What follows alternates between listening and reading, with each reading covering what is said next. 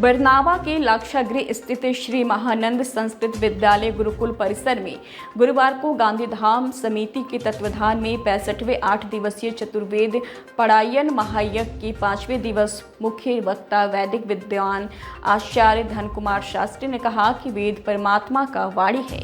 वेद मार्ग का अनुसरण करने से ही मानव कल्याण संभव है। राष्ट्रीय वाजपेयी परोपकारिणी परिषद के राष्ट्रीय अध्यक्ष आचार्य धन कुमार शास्त्री ने वेदोपदेश देते हुए कहा कि राष्ट्र को श्रेष्ठ बनाने के लिए हमें वेद के आदेश का पालन करना चाहिए।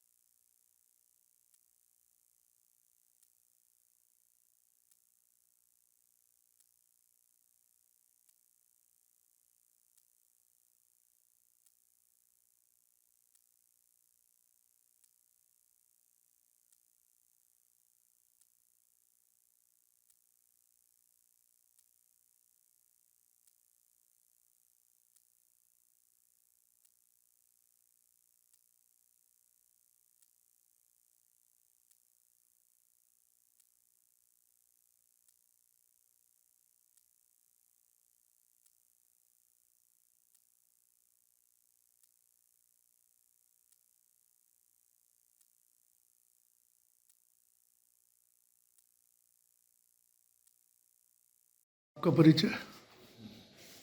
मैं आचार्य अरविंद, यहाँ गुरुकुल माध्यमिक जो विद्यालय है संस्कृत लाक्षागृह पर मैं इसमें प्रधानाचार्य हूँ।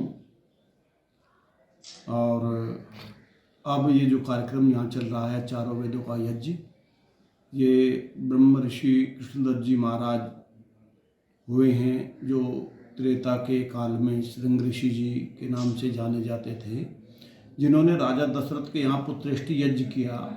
वही आत्मा अब यहाँ पर आई थी जिन्होंने ये प्रारंभ किया था। तो ये 65वां यज्ञ इस बार है। तो इसमें उद्देश्य यही होता है कि जो विद्या है, वेद की विद्या, वो सार्वभौमिक है, सार्वकालिक है और सबके लिए ग्राह्य है और विज्ञान की कसौटी पर खरी उतरती है। जो विद्या, जो प्रक्रिया, जो कर्म विज्ञान की कसौटी पर खरा उतरता हो वो सबके लिए ग्राह्य होता है। जैसे सामवेद है तो सामवेद में मतलब आदि दैविक, आदि भौतिक और आध्यात्मिक तापों से जो संतप्त व्यक्ति है वो सीधी सी बात है कि वो सामवेद की शरण में जाए। योगेश्वर श्री कृष्ण महाराज ने भी कहा था कि वेदानाम अहम सामवेदोस्मि, वेदों में मैं सामवेद हूँ। और सामवेद जो है हमें उत्तम जीवन जीना और उत्तम संतान पैदा करने की कला सिखाता है। वेद हमें जीने की कला सिखाता है और वायुमंडल में जो प्रदूषण है उसको भी दूर करता है। और दूसरा, मन और प्राण के समन्वय का सर्वोत्तम साधन है ये यज्ञ।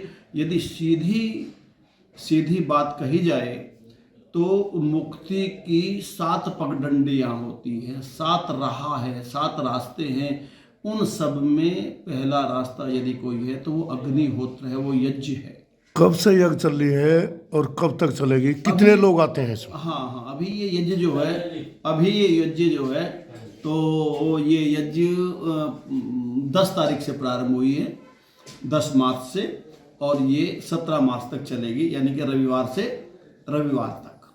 और ये प्रतिवर्ष चलती है।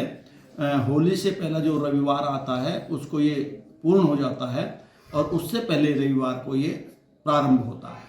लगभग 500-700 व्यक्ति तो रोज रहते हैं और पूर्णावती के अवसर पर तो लगभग 10 से 15 हज़ार व्यक्ति भाग लेते हैं निश्चित रूप से। इस प्रकार से आहुति के विषय में बागपत के जनपद को क्या संदेश देना चाहते हैं यहाँ की जनता को? आहुति के साथ में देखो, आज यदि देखा जाए ना, वायुमंडल दूषित हो गया है। हमारे जीवन को जीने का आधार जल और वायु है। और अगर देखा जाए जल और वायु दोनों प्रदूषित हो रहे हैं। जब हम गाय के घी के माध्यम से यज्ञ करते हैं तो सीधी सी बात है, जब गाय का घी अग्नि के संपर्क में जाता है, ये विज्ञान है, उससे O3 का उत्सर्जन होता है, यानी कि ओजोन बनता है। परमात्मा ने जो सृष्टि का निर्माण किया तो ओजोन गैस को भी उन्होंने बनाया, क्योंकि सिद्धांत कहता है कि जब अग्नि जलेगी तो उससे कार्बन निकलता है। सूर्य से भी ऐसी किरणें निकलती है जो मनुष्य के लिए क्या प्रकृति के लिए हानिकारक है, तो उसको ओजोन अपने में अवशोषित कर लेता है